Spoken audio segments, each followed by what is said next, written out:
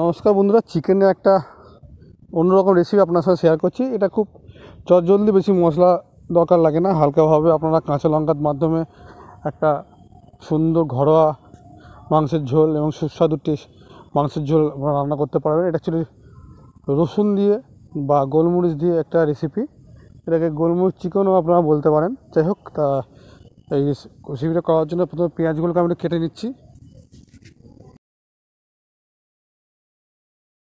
বাটিতে আমি এখানে 7-8 কোয়া রসুন নিয়ে নিয়েছি। তারপর 7-8 কোয়া রসুন দিয়ে দেওয়ার পর এর মধ্যে দেবো হচ্ছে গোলমরিচ, গোটা গোলমরিচ দিয়েছি, কাঁচা লঙ্কা আর তেজপাতা। এই তিনটে আমরা একটু পেস্ট করে নেবো।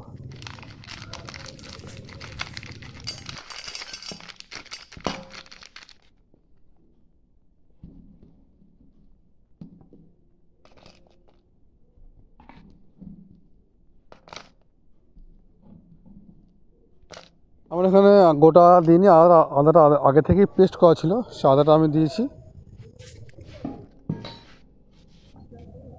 এখানে আমি 600 গ্রাম মতো মাংস ব্যবহার করেছি।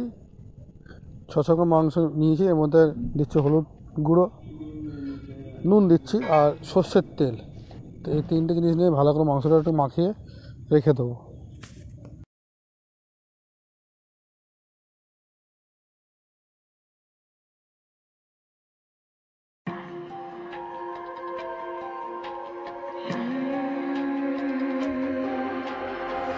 See it on my face, I made up my mind.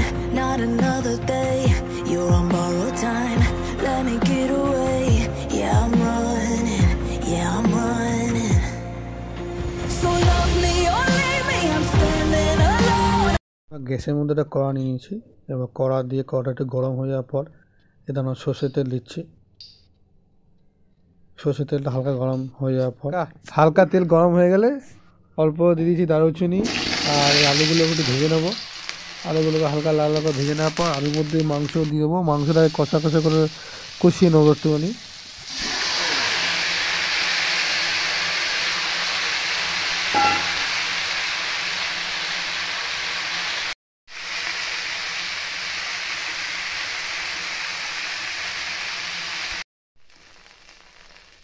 হালকা কষিয়ে নেওয়ার পর আমরা অন্যটা পাত্রে তুলে নিচ্ছি। এবার আমরা পেঁয়াজগুলো একটু হালকা লাল লাল করে ভেজে নেবো। পেঁয়াজগুলোকে আমরা হালকা লাল করে ভেজে নিচ্ছি।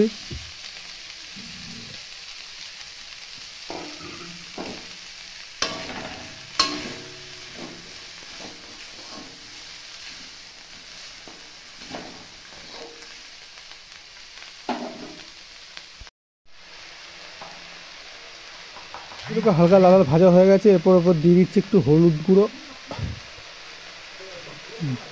দেবো ধনে গুঁড়ো আর দেবো কাশ্মীরি লঙ্কা গুঁড়ো।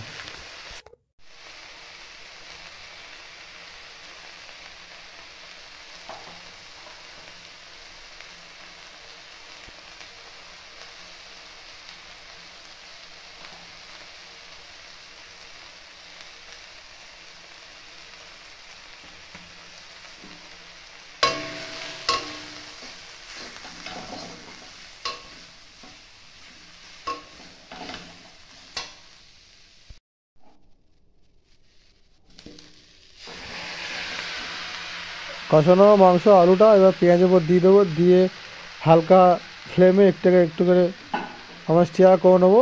স্টিয়ার করে নেওয়ার পর এর মধ্যে আমরা দিয়ে দিচ্ছি আগে থেকে করে রাখা টমেটো পেস্টটা দিয়ে দেওয়ার পর লো ফ্লেমেই আমরা খানিকক্ষণ রান্নাটা করে নেবো।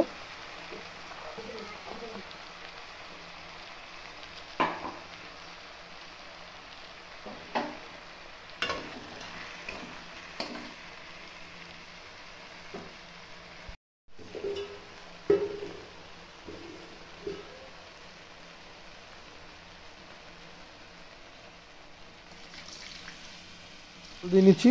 বেশি জল আমরা দেবো না, অল্প পরিমাণ জলই দেবো। জল দিয়ে এবার রান্নাটা একটু করে নেবো। করে নেওয়ার পর আমরা যে পেস্ট করেছিলাম রসুন গোলমরিচ কাঁচা লঙ্কা পেস্টটার মধ্যে দিয়ে দিচ্ছি। দিয়ে লো ফ্লেমে খানিকক্ষণ ঢাকা দিয়ে রান্নাটা আমরা করে নেবো। দেখুন রান্না আমাদের হয়ে এসছে। মাংসের কালার ঠিক এইরকম আসবে।